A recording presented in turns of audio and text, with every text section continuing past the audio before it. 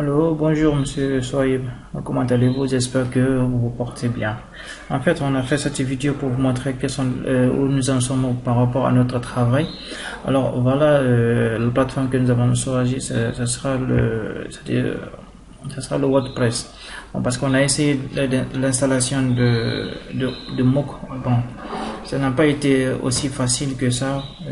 Aussi, on a eu des problèmes par rapport aux performances des PC. Donc, on n'a pas trouvé un bon PC pour pouvoir l'installer. Donc, on a opté pour WordPress. Voilà comment se présente notre interface ici. Donc, il y a des pages il y a des menus dont les pages ne sont pas encore affichées. C'est quand une fois que la personne est authentifiée qu'il peut avoir accès à d'autres pages. Donc ici, un visiteur a le droit de créer un compte et tout ça. Et tant que l'administrateur aussi peut attribuer des rôles pour chaque inscrit ou chaque utilisateur. Donc ça, c'était la page, la première page d'accueil. Donc juste pour un invité ou un utilisateur non enregistré. Alors, tandis que la deuxième page, voilà, quand nous sommes authentifiés, ici nous avons nos publications qui apparaissent dans la première page non authentifiée, donc il n'y a pas cette page qui apparaît. Alors dans la seconde partie, donc dès que nous sommes connectés, voilà, on a accès aux publications et certaines pages qu'on pourra rajouter et modifier leur droit d'accès par rapport au niveau d'utilisateur. Donc créer des espaces. Et ici, on a il y a aussi des espaces que nous avons créés par rapport aux différents utilisateurs, à savoir l'administrateur, les experts, les formateurs et même les visiteurs. Alors, une fois accédé ici, nous avons restreint des droits par rapport c'est-à-dire au niveau d'utilisateur. Donc, l'espace expert, l'expert peut accéder, c'est-à-dire à l'espace de formateur. Il peut aussi accéder à toute autre, c'est-à-dire utilisation de la page.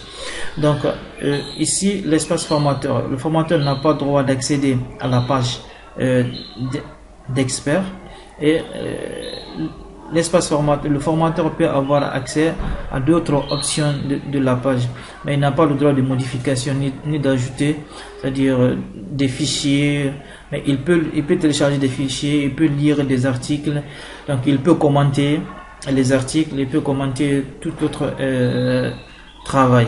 Donc un expert, lui, il a le droit d'ajouter des fichiers, il a le droit de supprimer, il a le droit, c'est-à-dire de mettre un cours d'une formation ou créer comme une discussion.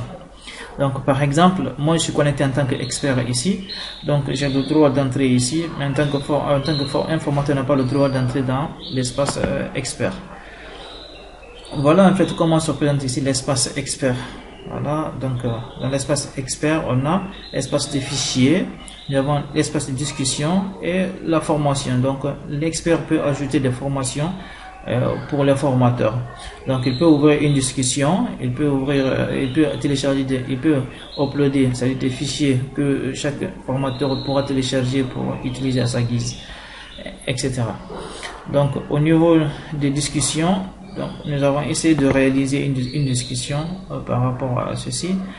Donc, voilà, la discussion, tout membre étant connecté, que ce soit formateur, c'est-à-dire formateur ou bien expert ou même être en tant que administrateur, nous pouvons, c'est-à-dire échanger des communications à partir de l'espace de discussion.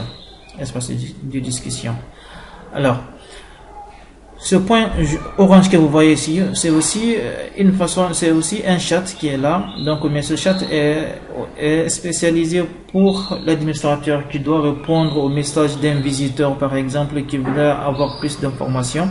Donc, il pourra laisser un message à partir de là, en tant que se connecter, écrire le message. Et l'administrateur seul a le droit de répondre à ces personnes. Voilà comment ça se passe un peu. Alors, quand nous sortons de cet espace de discussion, donc pour les fichiers, on a dans les fichiers, donc il a le droit d'ajouter un fichier, de supprimer les fichiers. Donc voilà un modèle de fichier qui est là, donc un fichier à télécharger, un fichier PDF. Donc, et au niveau de la formation, il peut ajouter une formation, donc créer une formation pour pouvoir y accéder. Donc ici, les formations sont encore vides parce qu'on n'a pas encore créé de formation.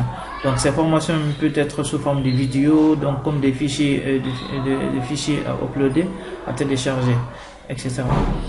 Donc j'aimerais avoir votre idée par rapport un peu à la simplicité que nous avons réussi à adapter. Est-ce que c'est un peu dans le sens de notre orientation, ou s'il y a d'autres modifications ou d'autres suggestions, on aimerait avoir votre idée. Merci bien.